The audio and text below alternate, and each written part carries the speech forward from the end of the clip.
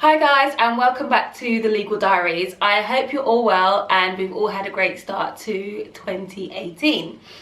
So today I'm going to be doing something a little bit different. Last year I put out a tweet and I basically asked anybody who has questions for me about law to DM me, and quite a few of you did. So what I've done is I've picked a few and I'm just going to be basically answering them in this video. The first question is, what was it like for you switching from a paralegal to a trainee? I would say that was the hardest jump that I've done to date. It's so strange. I basically took some time off and I thought, yes, I've worked before. I have done long hour days, so I've got all of that under control. However, you're just taking so much in as a trainee that you kind of, everything was overwhelming for me anyways.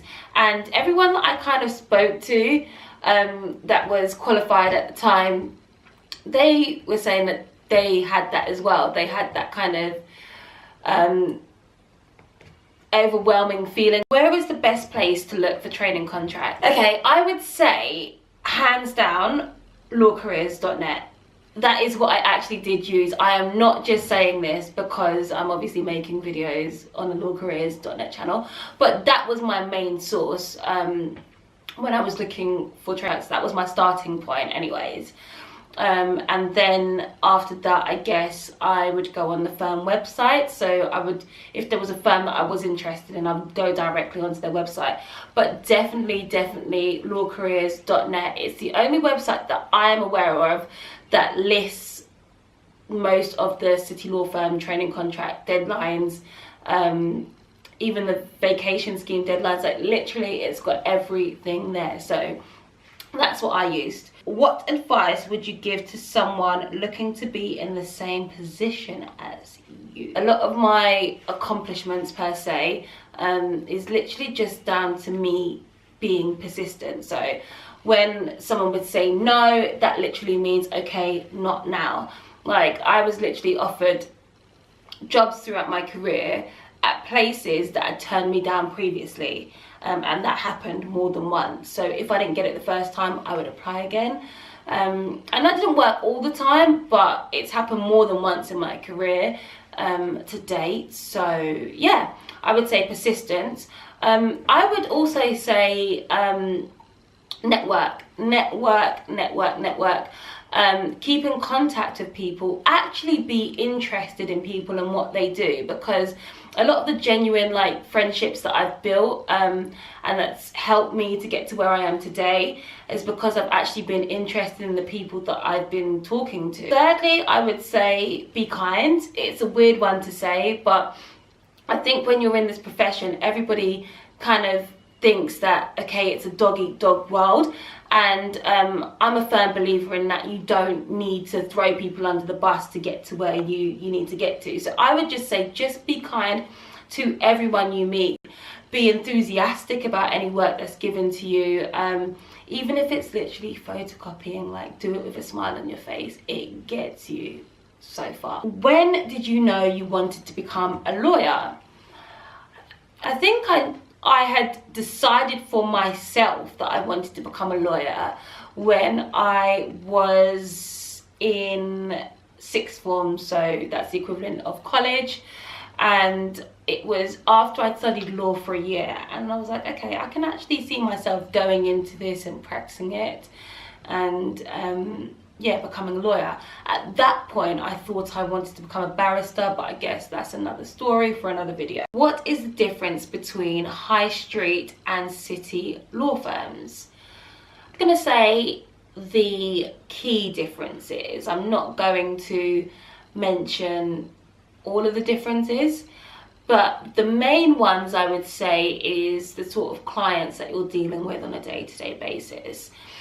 So at high street firms, you probably tend to deal with individuals. At high street firms, at city firms, your clients would probably be companies or very high net worth individuals. The type of law that you actually tend to practice is different. So at high street, you'd get more general practice, things that would apply to the everyday person. So for instance, you may do a lot of wills and probate. You may do property, but it'd be residential property, criminal, immigration. And then at city law firms, you're probably doing your mergers and your acquisitions, your commercial laws, your corporate laws, your real estate finance. And yes, you'll probably be doing property, but then it'd probably be commercial property.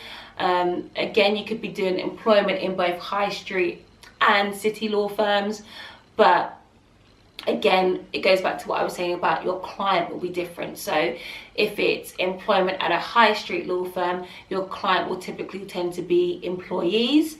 Whereas if you are doing it so if you're practicing in a city law firm, your clients will tend to be the employers, who would then be the companies. I hope that makes sense. Again, the culture is probably a bit different. You're probably in a lot bigger setting, you're gonna have loads of employees in a city law firm as opposed to a high street firm. You tend to have loads of different departments. The hours tend to be longer. I think those are the key differences, but like I said, it's not all. Next question is, do you get free stuff when you're working at a city law firm? In short, the answer is yes. You get free pens, stationery that you have to use obviously when you're working. Then you get things like laptops, you get other benefits. I know that some people may get cars and company cars, etc. And I guess it differs for every single law firm that you're in. But I guess the answer is yes. How do you prep for interviews? So there were 3 things that I would do religiously when preparing for interviews. The first is to read the website.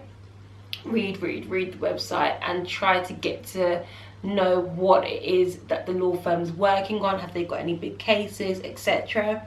Second is I would actually write out all the questions that I would think they were going to ask me and then practice with my sister, just so that even if they don't necessarily ask me those questions, I feel confident because I know what I am going to say for the basic questions, such as, why would you like this job? Tell me a bit about yourself, etc. And it kind of just boosted my confidence. And the third thing that I would always do is prepare questions beforehand, so that when it gets to that part at the end of the interview, you know they're always going to ask you that inevitable question, so do you have any questions for me? And I would just say yes, I do, and I'd bring up my notepad and then just ask the questions. It just always made me feel confident, knowing that I somewhat prepared beforehand. So that's all I've got time for today, but I do plan to do another one of these in a couple of months' time. So please do thumbs up if you like this video, so that I know to do more of them. And yeah, if you do have any questions that you'd like me to answer in the next video, then please leave your question below. I'll speak to you in my next one. Bye.